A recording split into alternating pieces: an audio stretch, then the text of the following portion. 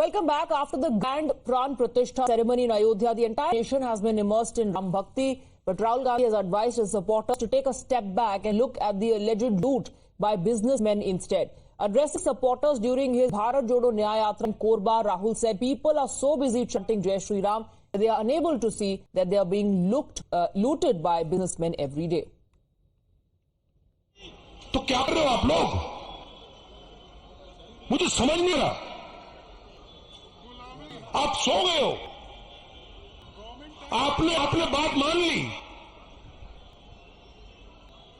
आप हम मान गए और 24 घंटा जय श्री राम, जय श्री राम, जय श्री राम, वो सब ठीक है, मगर आपके जेब से रोज पैसा छीना जा रहा है, निकाला जा रहा है। आप भूखे मर रहे हो। Well, Rahul Gandhi also claimed that Pran Pratishtha ceremony was only for rich and not the poor.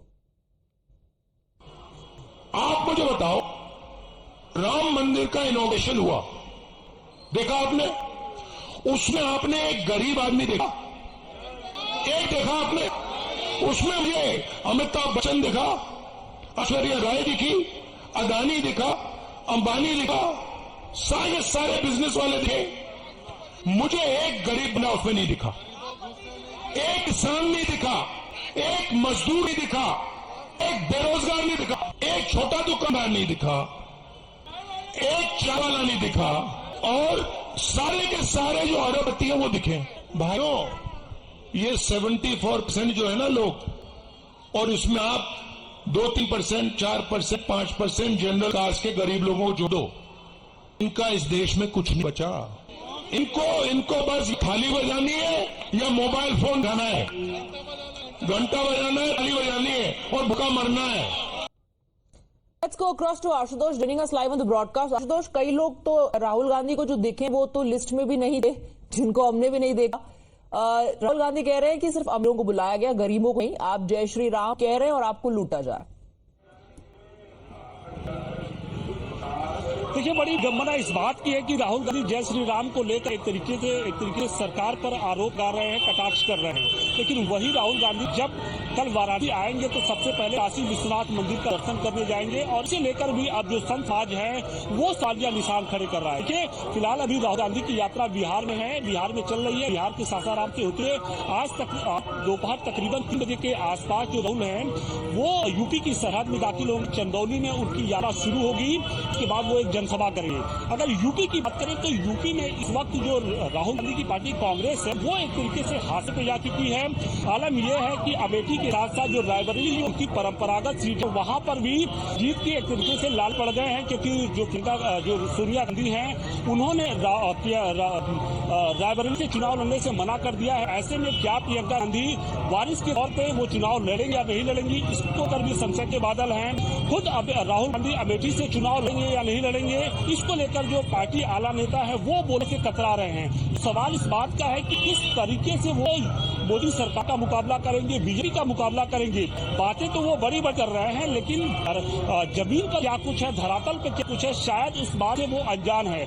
शायद ये भी आपको बता दें कि जो जनता का मूड है उसको भी वो भाप नहीं पा रहे हैं, और तभी वो राम मंदिर पर सवाल उठा रहे हैं। इसके अलावा जो तमाम तरह की बातें हैं वो लगातार आरोप लगा रहे हैं। लेकिन हकीकत यही है कि अभी जो राहुल गांधी यूपी की जो सियासत है, यूपी का जो मूड है उसको भाप नहीं पा रहे हैं। खुद तो मंदिर जाएंगे, लेकिन लोगों से कह रहे हैं कि राम मंदिर का केवल आप जाप कर रहे हैं, आपको लूटा जा रहा है। We'll talk about this more.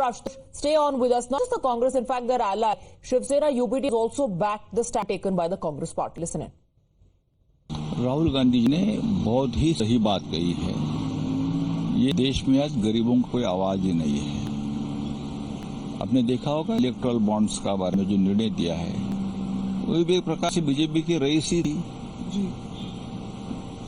ये बात सही है, जय श्री राम का नारा देकर देश को लूटने का काम चल रहा है।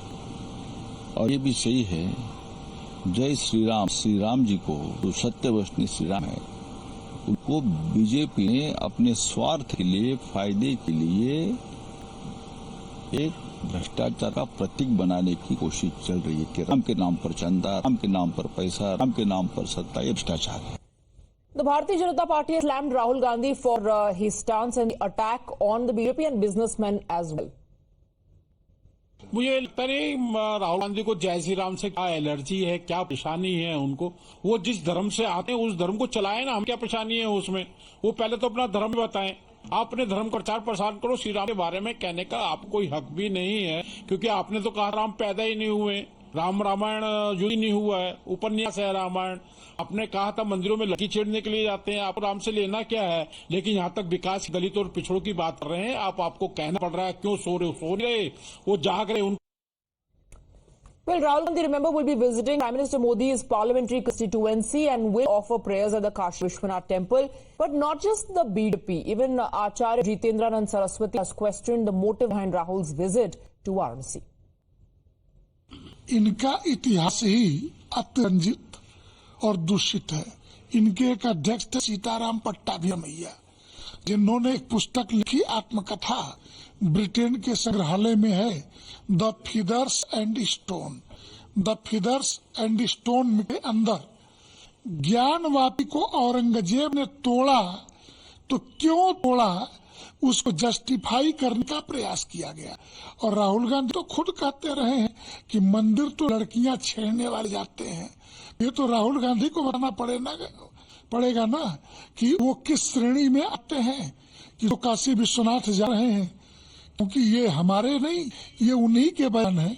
दूसरे, मैं विश्वनाथ मंदिर के प्रशासन से आपके माध्यम से एक आग्रह जरूर करूंगा कि ये धर्मियों के लिए एक रजिस्टर होता है।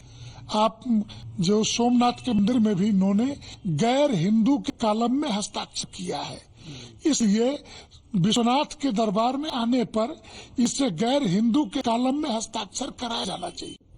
So, BJP and the Sant Samaj also questioning Rahul Gandhi's intention behind his visit to Varanasi.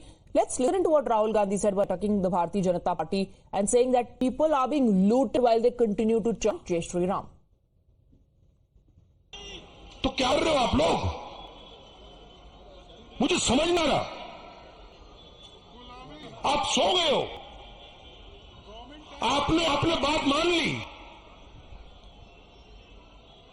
आप हार मान गए, और 24 घंटा जय श्री राम, जय श्री राम, जय श्री राम, वो सब ठीक है। मगर आपके जेब से रोज पैसा छीना जा रहा है, डाला जा रहा है, आप भूखे मर रहे हो। आप मुझे बताओ, राम मंदिर का इनॉग्रेशन हुआ, देखा आपने? उसमें आपने एक गरीब आदमी देखा, एक देखा आपने? उसमें मुझे अमिताभ बच्चन दिखा, ऐश्वर्या राय दिखी, अदानी दिखा, अंबानी दिखा, सारे के सारे बिजनेस वाले दिखे। मुझे एक गरीब बंदा उसमें नहीं दिखा, एक किसान नहीं दिखा, एक मजदूर नहीं दिखा, एक बेरोजगार नहीं दिखा, एक छोटा दुकानदार नहीं दिखा, एक चाय वाला नहीं दिखा, और सारे के सारे जो अरबपति है वो दिखे। भाइयों, ये 74% जो है ना लोग, और इसमें आप 2-3%, 4%, 5% जनरल कास्ट के गरीब लोगों को जोड़ दो, इनका इस देश में कुछ नहीं बचा। इनको बस या थाली बजानी है या मोबाइल फोन दिखाना है, घंटा बजाना है, थाली बजानी है, और भूखा मरना है।